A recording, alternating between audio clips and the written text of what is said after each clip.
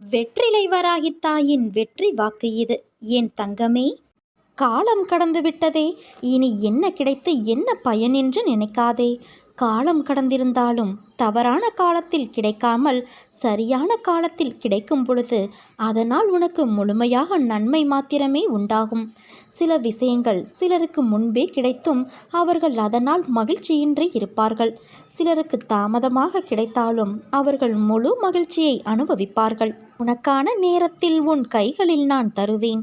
மகிழ்ச்சியோடு பெற்றுக்கொள் என் குழந்தையே. உன் மீது அக்கறை கொண்டு உனக்காக உன் நலனுக்காக உண்மையாக பரிதவிக்கும் ஒரு சிலர் மட்டுமே உன்னை எண்ணத்தால் சுற்றியிருக்கிறார்கள். அவர்களின் பேச்சை நீ கேட்காமல் தள்ளிவிட்டால் அவர்களும் உன்னை விட்டு விலகி போவார்கள். உன்னை ராஜாவாக்கி மந்திரிகளாக இவர்களை நான் உருவாக்கியிருக்கிறேன். அதனால் இவர்களது ஆலோசனைக்கு செவி கொடு. இது சரியான ஆலோசனையா தவறானதா என்பதை தெரிந்து கொள்ள முடியாத போது என்னை நோக்கி கூப்பிடு. உன் மனதில் இருந்தபடி சரியான பாதையை நான் சொல்வேன். அதை பின்பற்றி உன் வாழ்க்கையை நடத்தி வந்தால் வெற்றி மேல் வெற்றி பெறுவாய் என் குழந்தையே. இந்த வெற்றி உனக்கு நன்மையானதாகவும் உன் தலையை அலங்கரிக்கின்ற ராஜமுடியாகவும் இருக்கும். நீ பிறரால் போற்றப்படுவாய். உன் வருத்தம் கஷ்டம் அனைத்தும் பிறரது பாராட்டுக்கும் உன் மேன்மைக்கும் காரணங்களாக அமைந்துவிடும். ஆலோசனைகளை கேட்காத இதயம் குருடானது. அவர்களை திருத்த மகாதேவன் வந்தாலும் முடியாது. உன் வாழ்க்கையில் நடக்கின்ற அனைத்தும் சூறாவளி காற்று போல உன்னை பந்தாடுகிறது என்ற உன் கதறல் என் காதில் எப்படி விழாமல் இருக்கும்?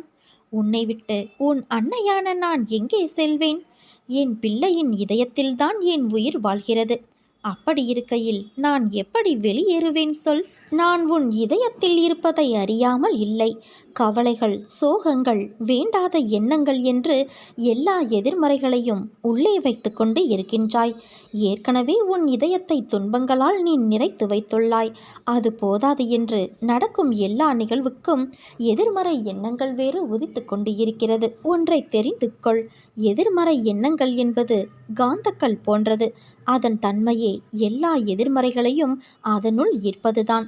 அதன் பிடியில்தான் கர்மா என்ற வினைகள் சிக்கி அதில் தோன்றும் எண்ணங்களால் உன்னை தூள் தூளாக்கி உன் புத்தியை சிதற செய்கின்றது. அதன் கையில் உன்னை சிக்கவிடாமல் உனக்குள்ளே இருந்து கொண்டு நான் யுத்தமிட்டு கொண்டு இருக்கிறேன். உன் இதயத்தில் நான் வாழ்கின்றேன். அதன் பொருட்டுதான் உன் இதய துடிப்பின் ஓசையாய் உணர்த்த முயற்சி செய்கின்றேன். ஆனால் நீயோ ஓசை கேட்டும் உன் பிரச்சனைகளை அந்த ஓசைக்கு எதிர் ஓசையாய் ஒலிக்கின்றாய். பிறகு எப்படி என்னை முழுவதுமாக நீ உணர்வாய்? உன் மனதை துன்பம் என்ற திரையை வைத்து போத்தி வைத்துள்ளாய். அதை முதலில் தூக்கி எறி. அப்போது உன் மனதில் ஒரு பெரிய ஒளிச்சுடர் தெரியும். அதில் ஆனந்தத்தின் அருவியாய் பொழிந்து என்னை பார்ப்பாய். உன் நிம்மதியை உணர்ந்து ஆனந்தத்தை நீ உணர்வாய் என் குழந்தையே.